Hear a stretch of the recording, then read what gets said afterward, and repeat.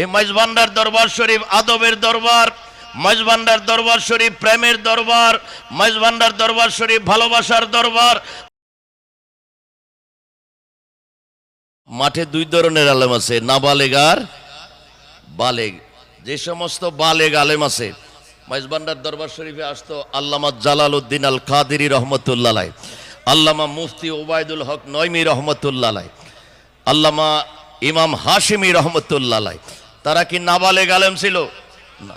তারা জানে মাইজভান্ডার শরীফে সেজদায়ে তাজিমি হয়, জানে কি জানে না? এটা কি পর্দার ভিতরে করি আমরা না প্রকাশ্যে করি? কথা বলে না। পর্দার ভিতরে গিয়ে করেন, প্রকাশ্যে করি। ঢোল পিটি এটা কি গোপনে করি না প্রকাশ্যে করি? তো যারা অন্য তরিকার আলেম ওলামা আমাদের যারা আসে তারা এগুলা জানে কি জানে না? তো জানার পরেও যদি আসে তাইলে বোঝা যাবে তারাও এটার পক্ষে আছে। যদি না থাকতো তাইলে এই দরবারে আসতো। তারা এসে এই দরবারের মাঠে বলে এই দরবারের ধুলাবালু আমাদের মাথার তাজ। পড়ুন না মারহাবা। এই দরবারের ধুলাবালু আমাদের মাথার তাজ। কারণ এই জমিনের মধ্যে হাঁটছে, হাঁটাহাঁটি করছে কে? গৌসুল আজম মাইজভান্ডারী। এই জমিনের মধ্যে হাঁটাহাঁটি করেছে গৌসুল আজম বাবা ভান্ডারী।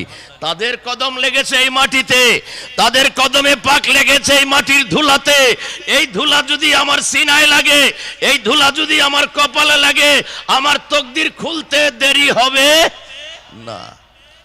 আমরা তো এই জমিনটাকে চিনি না, মাইজভান্ডারের জমিনকে। আমরা এখনো জুতা নিয়ে ঘুরি মাইজভান্ডার জমিনে। আমার দাদা হুজুর কেবলাই দরবার শরীফের খলিফা ছিলেন, বাবা ভান্ডারী কেবলাই কাবার খলিফা ছিলেন। জীবনে কোনোদিন জুতা নিয়ে আসে নাই, কোনোদিন তোষকের উপরে ঘুমায় নাই, কোনোদিন বালিশ মাথায় দেয় নাই, কোনোদিন সাথে কোনো কিছু আনে নাই, কোনোদিন খাবার দাবারের কথা বলে নাই। আমাদেরকে বলে গেছেন এই দরবারের এরিয়া শুরু হওয়ার আগেই তোমরা যদি গাড়িতে থাকো গাড়ির থেকে নেমে যাবা, জুতা পায়ে থাকে জুতা ফেলে দিবা। এটা আদবের দরবার, আদবের জায়গা, আদবের মাটি। এই মাটিটাকে যত চুমাইবা ততই তোমার লাভ হবে। পড়ুন মারহাবা।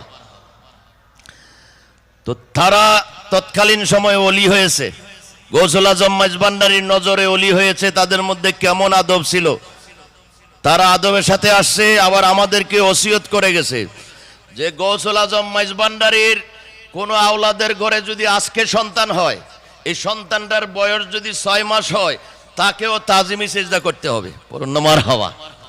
তাকে ছোট ভাবা যাবে, ভাবতে হবে উনি কি বাবা ভান্ডারীর রক্ত, গৌসুল আজম আহমদুল্লাহ মাইজভান্ডারীর রক্ত। এটা তাদের রক্ত না, এটা দয়াল নবীর রক্ত মোবারক। সুতরাং সেটাকেও কি করতে হবে? সম্মান করতে হবে। এই জন্য আমরা এই দরবারে আসার আগে জুতা খুলে ফেলি। যত ঠান্ডাই হোক, যত পানি হোক, যত ময়লাই থাকুক, জুতা পায়ে দিয়ে হাঁটতে চাইলে বুক ধরপর করে, অন্তর ধরপর করে। কোন জমিনে জুতা নিয়ে হাঁটবো? এই জমিনে তো গৌসুল আজম মাইজভান্ডারী ঘুরেছেন। পড়ুন না মারহাবা। তো এরকম ভাবে আদব করতেন। এই মাইজভান্ডার দরবার শরীফ আদবের দরবার, মাইজভান্ডার দরবার শরীফ প্রেমের দরবার, মাইজভান্ডার দরবার শরীফ ভালোবাসার দরবার, মাইজভান্ডার দরবার শরীফ সম্মানের দরবার। কথা বলেন ঠিক কিনা? মাইজভান্ডার দরবার শরীফ মানবতার দরবার, মাইজভান্ডার দরবার শরীফ মানুষের প্রেমের দরবার। তো এই দরবারের সাথে ইসলামকে মিলান। ইসলাম প্রেমের ধর্ম, ইসলাম মানবতার ধর্ম, ইসলাম আদবের ধর্ম, ইসলাম মোহব্বতের ধর্ম, ইসলাম মানবতার ধর্ম। কথা বলেন ঠিক কিনা? সেই ইসলামের প্রতিরূপ, ইসলামের একটা প্রতিচ্ছবি, নকশা, নমুনা, আদর্শ হলো তরিকায়ে মাইজভান্ডারিয়া। বড় করে বলুন মারহাবা। নবীজি জীবনে মার খাইছে, উহুদের জমিনে, বদরের জমিনে, খন্দকের জমিনে, মক্কা শরীফে বিভিন্ন স্থানে নবীকে আঘাত করেছে, কিন্তু নবী কোনোদিন হাতে পাথর নিয়ে তাদেরকে আঘাত করে নাই। করেছে কোনো ইতিহাসে আছে? না। ঠিক তরিকায়ে মাইজভান্ডারিয়া যারা অনুসরণ করে, আমার নবীর সেই তরিকাটা, আদর্শটা তরিকায়ে মাইজভান্ডারিয়া আছে। মাইজভান্ডারের ভক্তরা সমাজে গিয়ে মানুষের গালি শোনে, মানুষের মার খায়, মানুষ সমাজ থেকে ত্যাগ করে দেয়, তারপরে আমরা কাউকে কিছু বলি না। কথা বলেন ঠিক কিনা? এটা হলো নবীর আদর্শ, এটা হলো ইসলামের আদর্শ, এটা হলো কোরআন সুন্নাহর আদর্শ। এজন্য ওলি আল্লাহর দরবার রহমতের ভান্ডার, পড়ুন না মারহাবা।